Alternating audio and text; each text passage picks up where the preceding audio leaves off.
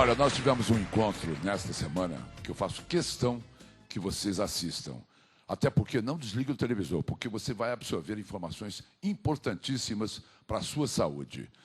Ele é doutor e mestre em cardiologia, é pós-graduado em cardiologia e metodologia do trabalho, é MBA em gerência da saúde, é membro da Sociedade Brasileira de Cardiologia desde 78, está sempre presente nos principais congressos internacionais.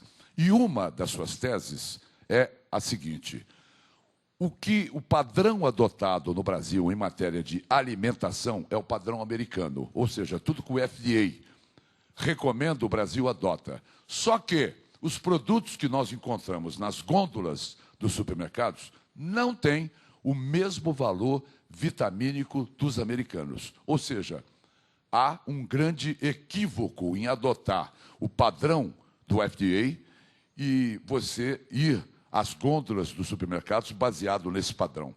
Vocês vão ver, Dr. Carlos Scher. Vejam o meu encontro. Doutor Carlos, muito obrigado pela sua presença. Então é isso mesmo, quer dizer, o Brasil ele não dispõe de uma tabela completa de alimentos. Quando a gente vai à gôndola do supermercado, nós vamos lá olhar os valores vitamínicos dos alimentos e esses valores são avaliados através de uma tabela americana. Nós não temos nenhuma tabela no Brasil? Não, Mauri. Esse é o objeto da sua pesquisa. Na verdade, a gente não tem uma tabela completa. A tabela mais completa que se usa aqui no Brasil é a americana. E a tabela americana, ou de qualquer outro país, na maioria das vezes, ela não vai ser compatível com os alimentos daqui, né? Nós temos uma ração diferente, nós temos um gado diferente, não é a mesma coisa. Então, o teor de gorduras, o teor de colesterol que tem nos alimentos fabricados aqui, pode, às vezes, é muito diferente dos que são consumidos fora daqui. O frango que eu vou comer aqui no Brasil, ele é diferente porque ele tem uma alimentação diferente dos Estados Unidos, dos frangos americanos. Exatamente. E tem, às vezes, uma raça diferente. Então, o teor de colesterol do frango ou da gordura, aqui, não pode ser o mesmo de lá. Então, se eu medir aquele frango lá, mas vou consumir ele aqui, e vou usar uma tabela de lá ou uma tabela daqui. Então, se eu vou usar um frango daqui com teor de gordura diferente do de lá, eu tenho que ter uma tabela daqui para saber se eu estou comendo certo ou estou comendo errado. E por que é que você ficou desperto, Carlos, para essa pesquisa?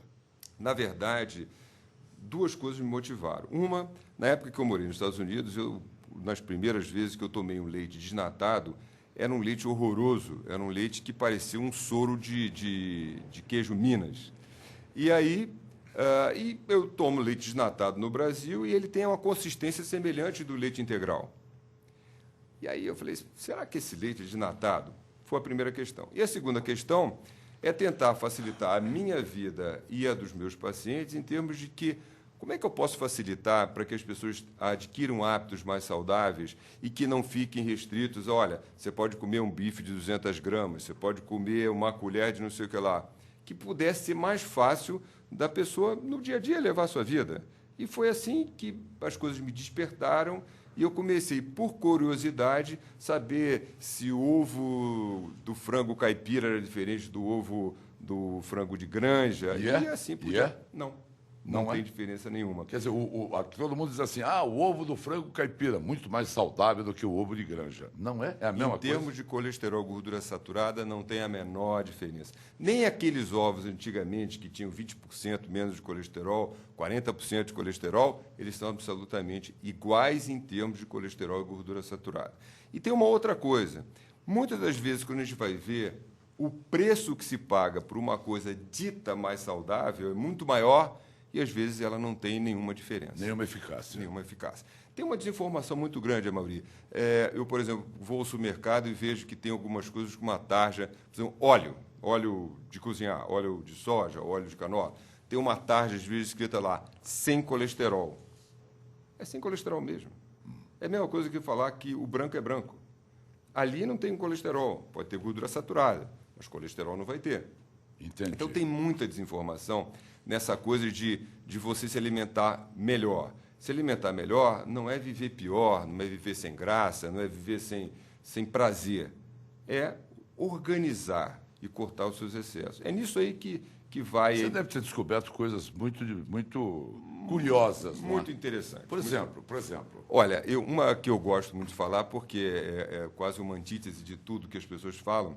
Se você compara o pernil suíno, quando você retira a gordura aparente. Quando eu falo gordura aparente, por exemplo, pensa na galinha, é você retirar a pele da galinha antes de fazer. Então, se você retira a gordura aparente e grelha, esse pernil suíno tem o mesmo teor de gordura que um contrafilé de qualquer forma, inclusive das melhores formas. Grelhado, sem gordura, ele tem menos gordura. Que coisa. Então você vê que, na verdade, não tem nada proibido. A gente convive muito com essa história. Um dia o ovo é um vilão. No dia seguinte ele é capa de revista dizendo que o ovo é uma maravilha. O café é ruim, agora o café é um espetáculo. O chocolate virou uma maravilha. Na verdade, do ponto de vista científico, você nunca pode se basear em pequenos estudos ou estudos observacionais que não são definitivos. Então, isso pode dar uma boa manchete, mas, em termos científicos, isso não quer dizer nada. Então, na maioria das vezes, nenhuma dessas coisas nem foi proibida e nem é permitida indiscriminadamente. Todas as coisas elas podem ser utilizadas, podem ser servidas a partir do momento que não seja exagero. Você pense em todas as coisas boas da sua vida e pense muito em fazer aquilo que você acha bom. Todas são proibidas. Em exagero. Não é nada disso. Não é nada disso, não. Nada é proibido. Só tem uma coisa proibida. Essa é definitivamente proibida, mesmo sem exageros, e chama-se fumar. Fumar. Cigarro é a única proibida, sem exagero, com exagero, pouquinho, muitinho. Ela pode ser pior ou muito pior. Ela nunca vai ser melhor. Agora, as outras coisas, elas não estão... Aquele negócio que tudo que é bom ou faz mal ou engorda, isso não é verdade. Agora, o exagero daquilo que você considera que é bom, aquilo vai te matar. Ou vai te engordar, ou vai te causar... O exagero. Então, a coisa da vida está muito baseada no equilíbrio das coisas. Tudo que a gente faz está baseado no equilíbrio. E, na verdade, uma das coisas mais difíceis que a gente tem é tentar chegar nesse equilíbrio. Mas é o equilíbrio que é o segredo. E o exagero é a falta do equilíbrio. O Carlos, foi você que disse que a linguiça calabresa, tão condenada, é muito melhor do que essa salsicha do hot dog? É verdade. Então, essas são várias das outras coisas que a gente comparou. A salsicha, que se chama tipo hot dog, que é vendida no supermercado, ela é melhor, ela é pior do que a linguiça dita fininha. A linguiça é fininha. E a salsicha de frango também é igual a salsicha tipo hot dog. E aí é a mesma coisa. Exatamente. Vou comer uma salsicha de frango que eu preciso me guardar. Estou me protegendo. Protegendo. Aí eu vou lá e, às vezes, estou pagando mais caro e, na verdade, não está acontecendo nada. Carlos, como é que você pesquisou? Como é que foi baseada a sua pesquisa para você falar tudo isso com convicção? Você levou os alimentos para o laboratório, mandou avaliar, analisar? Bom, primeiro, algumas coincidências, né? O presidente do Inmetro, na época, é um paciente meu. Quer dizer, ele era presidente, ele é meu paciente. Ele levou para o Inmetro e aí eles acharam uma boa ideia, acharam que era interessante patrocinar. Então, a gente foi procurar o Instituto de Tecnologia de Alimentos, que é daqui, da Secretaria de Saúde do Estado de São Paulo, em Campinas, que é um belíssimo lugar, um belíssimo instituto. E fomos, então, tivemos durante 2 anos várias reuniões e eu fui lá bom, agora eu queria comparar isso com aquilo, eu quero comparar grelhar com frito, eu quero saber como é que é aquilo cozido, eu quero saber como é que funcionam os óleos comestíveis, margarina com manteiga, ovo de grã. E aí a gente foi sentando, comparando queijos e tudo mais. Para chegar à conclusão. Até chegar a essa conclusão. Essas conclusões são todas absolutamente reconhecidas e estão sendo publicadas nas revistas de cardiologia. Essas diferenças que você tem acusado do que acontece nos Estados Unidos e que acontece aqui, nós seguimos o padrão americano. Por exemplo, brócolis. Nos Estados Unidos só se come brócolis cru. Essa seria também uma diferença, porque o brócolis aqui, na maioria, as pessoas consomem cozido, não é?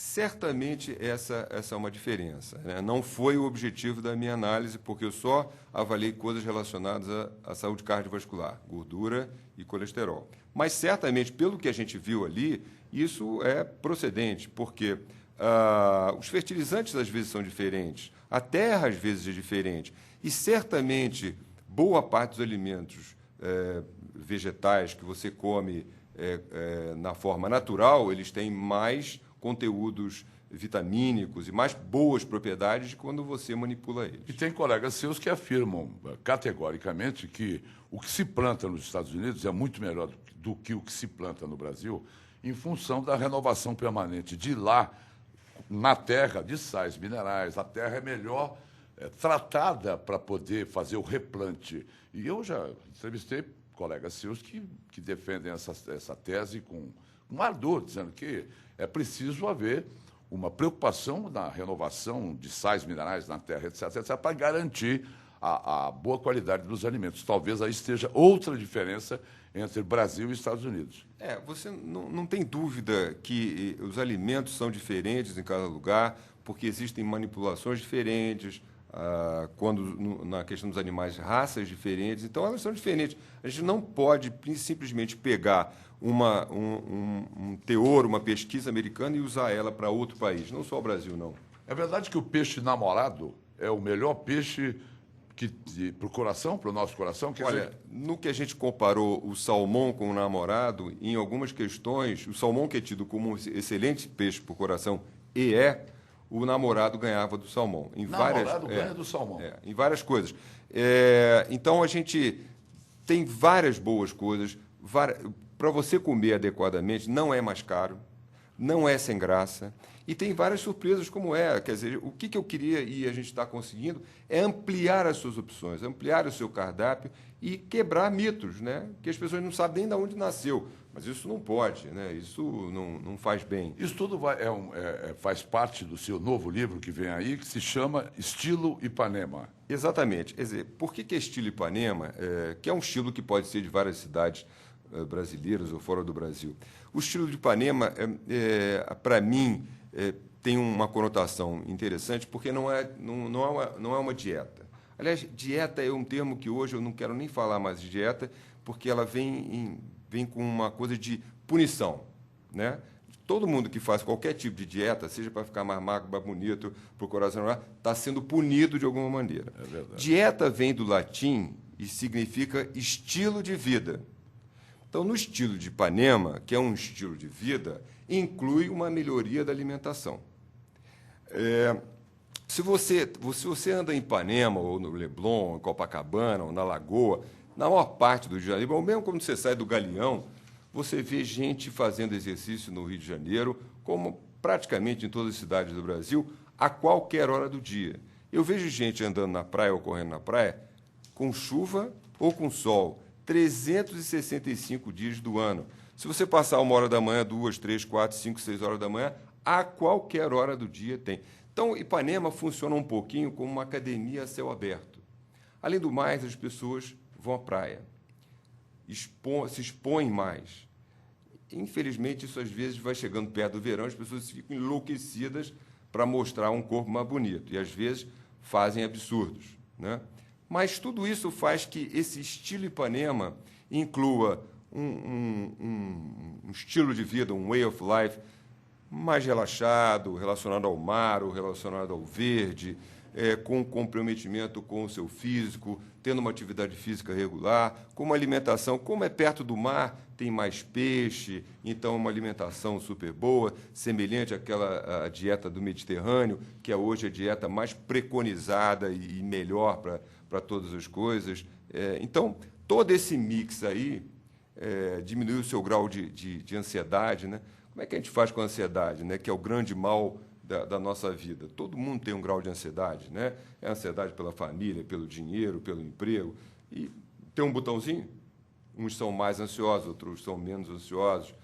Mas não tem um botãozinho que ele fala assim, não, agora eu quero deixar de ser ansioso. Ou agora eu terminei de trabalhar, vou desligar o botão e vou dormir. Não existe. Então, não existe esse botão. Mas tem uma maneira de você encarar um pouquinho a vida e fazer graduação de valores, né? Tem algumas coisas que não vale a pena se chatear. se aborrecer ou ficar mais ansioso, vale a pena brigar no trânsito? Não vale. Não vai adiantar nada. Só vai te trazer mais problema. Vale a pena brigar com o trocador do ônibus ou com o caixa do supermercado, ou, sabe? Vale a pena brigar por bobagem? Ou você deveria reservar e se resguardar um pouquinho para ter a chateação que não tem jeito? Melhor botar antidepressivo na caixa d'água de todas as cidades. Ah, está resolvido o problema. Olha, eu tenho acho que os remédios são importantes, tratam maravilhosamente muitos pacientes, salvam a vida de muitos pacientes, mas eu tenho certeza que se você tiver um hábito de vida um pouco melhor, você vai tomar menos remédio, vai ser mais saudável. Isso inclui um copo de vinho ao dia? Porque você disse que é um copo de vinho ao dia para as mulheres. Para os homens, são 2 copos. 2 copos. Gostei dessa informação. Isso é tudo pela área da superfície corporal, né? Então, como o homem tem geralmente uma superfície corporal maior, então ele é possível que ele tome 2 copos e a mulher tome um copo só. No almoço mas e no jantar. 4 copos. Você está me deixando tomar. Não estou deixando 4 copos, não. São 2 mesmo. Mas o vinho tinto, existem inúmeros trabalhos mostrando as boas propriedades do vinho tinto e mesmo do álcool em si. Quando ele não é usado em exagero, ele tem propriedades boas, aumenta a fração boa do colesterol. Então, o álcool e o vinho a gente não pode receitar na receita, mas ele é recomendável. Ô, Carlos, deixa eu tentar te roubar um pouquinho, você antecipar aqui coisas que vem aí no seu livro, O Estilo Ipanema. Existe um cardápio para a gente manter o nosso coração nos trinques? Existe um cardápio, existem coisas que são benéficas, mas o mais importante, eu disse, por exemplo, hoje a dieta mais recomendável para uma pessoa qualquer é a dieta do Mediterrâneo. O que é a dieta do Mediterrâneo? É uma dieta que ela é rica em legumes e frutas, ela é rica em peixe, ela é rica em azeite de oliva, e é acompanhada do vinho, que você acabou de falar. Essa é a dieta do Mediterrâneo, é principalmente baseada nisso aí. Tudo que for parecido com isso vai ser melhor para a gente. Eu não sei se você já percebeu, mas quando as pessoas querem tirar o sal dos idosos, as pessoas tiram o tempero da comida dos idosos. E essa comida fica absolutamente insuportável. A terceira idade, as pessoas de terceira idade que não podem exagerar no sal, acabam perdendo gosto pela vida, porque os alimentos ficam absolutamente intragáveis. Outro colega seu que veio dizer isso aqui, que há essa confusão. Não é para se tirar o tempero da comida dos idosos, é tirar o sal. Você tem algum comentário a esse respeito, Carlos? 2 erros, né? Primeiro, não é para tirar o tempero. Pelo contrário, é para botar tempero, né? Se você tira a coisa toda, aquilo fica sem graça. Aquilo não dá. E o tempero não faz mal, tá certo? Segundo erro é que não se deve retirar completamente o sal, e muita gente faz isso. Retirar completamente sal é um erro. Você tem que diminuir o sal. Mais uma vez, estamos falando dos exageros. A Secretaria de Saúde americana recomenda para todas as pessoas de qualquer idade reduzir o sal, reduzir o açúcar, reduzir as gorduras, reduzir a bebida alcoólica e não fumar. Você tem algum acréscimo a fazer nessa história de que homens com protuberância abdominal são mais candidatos ao infarto do miocárdio? E mulheres também? Mulheres também. Quer dizer, a barriguinha deixou de ser um problema estético. Ela é muito mais que um problema estético, ela é um problema de saúde. Não só a barriga. A barriga, ela mostra a gordura que está dentro dos seus órgãos, lá dentro da barriga.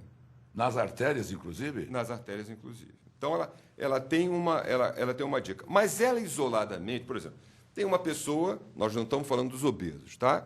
Tem uma pessoa que tem um pneuzinho, não tem pressão alta, não tem glicose alta, não tem HDL baixo, não tem outra coisa. Não faça nada a não ser boa alimentação e atividade física. Não tem doença. Se uma pessoa tem a cintura aumentada e tem pressão alta, ou a glicose um pouco aumentada, mesmo sem ser diabético, ou um HDL baixo, ou um triglicerídeos alto, se tem mais 2 dessas coisas, aí aquela gordura da cintura representa um forte risco para a doença coronariana. É um indicativo. Porque é um acúmulo de fatores de risco. Então é importante. E a hereditariedade? Que peso tem nas doenças cardíacas? Olha, é fundamental. Nas doenças do coração e no diabetes, a hereditariedade ela tem um peso muito importante. Tive um pai que morreu do coração, tive um avô que morreu do coração. Eu, inexoravelmente, sou candidato? O problema é o seguinte, principalmente aquelas pessoas que têm história na família, de parentes consanguíneos, né? Tem que ter o mesmo sangue.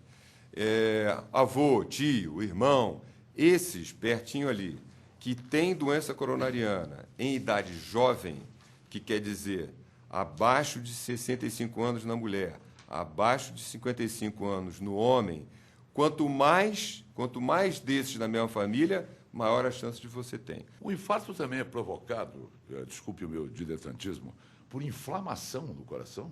Toda vez que há um infarto, existe uma reação inflamatória nas artérias coronárias, que são as artérias que levam sangue para o músculo do coração. Toda vez tem inflamação. E isso são coisas que cada vez a gente tem aprendido mais. A inflamação não age isoladamente. Não, ela é uma questão, ela é um dos componentes que acontecem ali. A inflamação provavelmente é um componente muito importante, mas não é só a inflamação. Essa história de se tomar uma aspirina sempre que se tem uma suspeita de que algo vá acontecer com as nossas coronárias é pertinente? Não é que resolva, né? Mas na suspeita de uma doença coronariana aguda, ou seja, de uma obstrução de uma artéria coronária, que é o que leva ao infarto, a aspirina é a melhor ação que alguém pode fazer sozinho, sem depender de ninguém. Então, a aspirina, para quem não tem contraindicação, nesta situação, 2 aspirinas infantis, acho que você está começando a fazer alguma coisa boa por você. Como é que começa um infarto invariavelmente? É uma dor no braço esquerdo ou pode ser uma dor no pé direito? No pé direito não vai ser, mas ela se localiza provavelmente no tórax, ela pode andar para o braço, ela pode ser como uma mão no pescoço, como se estivesse apertando o seu pescoço. Dá sudorese? Pode dar sudorese. Pode ser também como uma dor da mandíbula, as pessoas acham às vezes que é dor de dente. Pode ser também aqui na boca do estômago, porque as pessoas acham que tem uma coisa gástrica que não vai indo muito bem. Então, acho que eu já tive uns 30 mini-infartos essa semana. É brincadeira. Mas também há confusão. Claro, isso pode confundir com coisas gástricas, com outras coisas. Aqueles que são mais propensos à doença do coração, né, ou porque tem história familiar, ou porque tem diabetes, ou porque tem pressão alta, ou seja, que já tem um distúrbio sabido, esse, é claro, tem que pensar como a primeira coisa a doença do coração. Caminhar 30 minutos por dia? 30 minutos bastam? 30, ou 40 eu estou perdendo o meu tempo porque não bastam? De jeito nenhum. 30 minutos, na maioria dos dias da semana, podem ser o suficiente.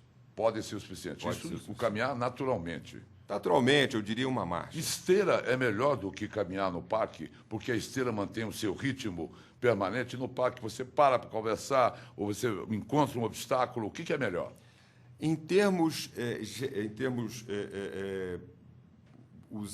de saúde, do modo geral, caminhar no parque é melhor. Parar nem pensar. Tem que ser mal educado. Estou fazendo um exercício. Tem que ser contínuo. Tem que ser contínuo. Então, o parque ele é bom para o seu coração, para o seu músculo, para os seus ossos e para a cabeça, para você olhar o verde, olhar as pessoas. Quando você vai para a esteira, como exercício, ele pode ser até melhor, porque é um exercício constante e você é obrigado a manter aquela velocidade da esteira e acompanhar a esteira. Tem máquinas fantásticas que já substituem até um cateterismo? Olha, na verdade, a gente está chegando próximo a que a tomografia de coronárias vá substituir o cateterismo como diagnóstico. Não para tratamento. Quer dizer, diagnóstico é você ver o que tem. Mas tratamento que a gente entra e vocês médicos veem qualquer princípio de entupimento. É a tomografia. Essa máquina existe. Existe. Ela está próxima a substituir o cateterismo para fazer diagnóstico. A tomografia é um exame muito simples, é feito num tomógrafo, naquele tubo que você entra. Ele dura 11 segundos, 12 segundos, com uma injeção na veia de contraste. Obrigado, Carlos Scher. Muito obrigado. Prazer. Preciosas informações. Muito obrigado, doutor Carlos. Espero recebê-lo outras vezes. Vai ser sempre um prazer. E parabéns pelo seu trabalho.